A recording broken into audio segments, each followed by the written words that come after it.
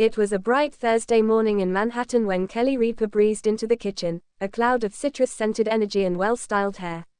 She wore a silk robe printed with tiny flamingos, her version of pajamas, which still somehow looked red carpet ready. Mark Consuelos was already at the marble-topped island, sipping his espresso like a man who had conquered the world before 8 a.m. His t-shirt clung to his biceps in a way that made even the Nespresso machine flustered. "Morning, sweetheart," he said, giving her a wink as she passed. Kelly, focused entirely on getting caffeine into her system, barely nodded. "Do not speak to me until I've had at least 2 sips of this overpriced oat milk nonsense you've tricked me into loving." Mark chuckled and leaned back, casually scrolling through his phone. "Well, I'll give you time. You're going to need it after what I read in your group chat last night." Kelly's eyebrows arched as she slowly turned to face him, mug halfway to her lips. "You were in my group chat." "I may have glanced," he said, unapologetic. "It was open on the iPad. You left it on the counter. Not password protected, by the way. Why were you even on the iPad?" "Looking up triceps workouts," he said innocently, flexing as he reached for a banana. "Anyway, your friends are hilarious." Kelly narrowed her eyes. "What exactly did you see?" Mark's smile broadened into something dangerously smug. "Oh, just a little conversation where Mindy said, and I quote, 'If Kelly ever leaves him, I call dibs.'" Kelly nearly spit out her coffee.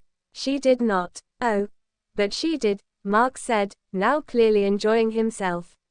And then Julia chimed in, "And then, what's her name, the one who's always 3 margaritas away from texting her ex?" "Vanessa." "Yes, her," she said. "He's aging like Italian wine and I would absolutely risk it all." Kelly stared at him, half impressed, half annoyed. "Well, good for you. Enjoy your imaginary harem of middle-aged Pilates enthusiasts." Mark put down his banana with mock offense. "Imaginary. These are real women with real feelings. Your friends want me, Kel." Kelly rolled her eyes. "I wouldn't get too confident." "Oh come on," Mark grinned. "It's flattering, isn't it? Flattering for you. I now have to rethink every brunch I've had in the last year. Was Julia complimenting my sweater or mentally planning my divorce?" Mark leaned in, whispering conspiratorially, "If I mysteriously disappear after your next girls' trip, you know where to start looking." Kelly sighed and took another sip. "You're enjoying this way too much." He stood and flexed again, this time deliberately. "Can I help it if I'm everyone's favorite husband?" Kelly snorted. "You are not everyone's favorite husband. Ryan Seacrest still gets more fan mail from my aunt. But your friends." "Listen," Kelly cut in, setting her mug down with purpose. "Let me be crystal clear. If we ever broke up, which we won't, because I've invested way too much time and emotional labor, you would not be the suave bachelor they imagine." Mark raised an eyebrow. "Oh really?" "Oh yes," she said, stepping toward him. "Because while they're all picturing sexy TV Mark, I know real life Mark. The man who clips his toenails in the living room. The man who once used my eyeliner as a Sharpie. That was one time. The man who still doesn't know how to use the dishwasher." Mark held up a hand. "Okay, that's fair, but I do know how to make killer risotto." "I'll give you that," Kelly admitted. "But I'm just saying, don't get cocky.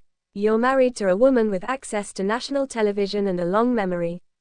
He grinned again, undeterred. "So you're saying, I do have options?" She smacked him with a dish towel. "Mark." He laughed and caught her hand. "I'm kidding. There's only one woman for me. The rest are just fans." Kelly shook her head, smiling in spite of herself. "Just remember, they may want you, but I own you." "Oof," he said. "That was kinda hot. Don't push it." Later that day, on air. As the cameras rolled and the lights hit their faces just right, Kelly and Mark looked like the picture-perfect couple. The studio audience buzzed with anticipation. "So," Kelly said, looking directly into the camera, "I found out this morning that my husband thinks he's irresistible." Mark chuckled, already knowing where this was going. "Irresistible is a strong word. I prefer, mildly adored by your inner circle." "Oh, don't be modest," Kelly replied, her tone dripping with mock sarcasm. "Apparently, if I were to meet a tragic end, or perhaps just run off to Paris for a sabbatical. He has a line of backup wives ready. The audience laughed. Mark looked fake humbled. What can I say? Your friends have good taste.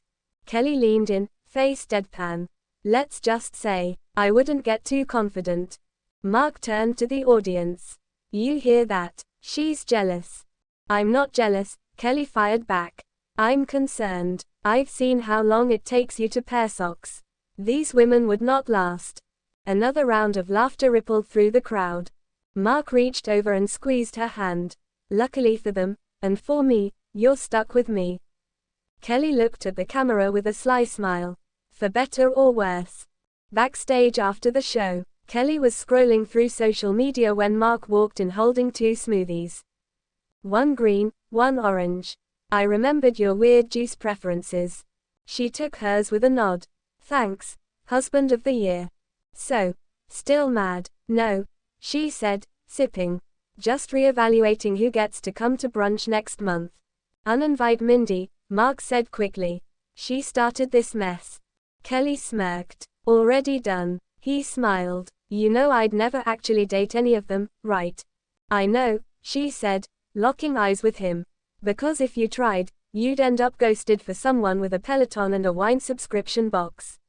Ouch. Truth hurts, baby. Mark chuckled. Fine. Then I'll just stay married to the woman who knows all my flaws and still lets me sleep in the same bed. Kelly leaned in, pecked him on the cheek, and whispered, You're lucky you're cute. And that risotto. Yes, she sighed. That damn risotto.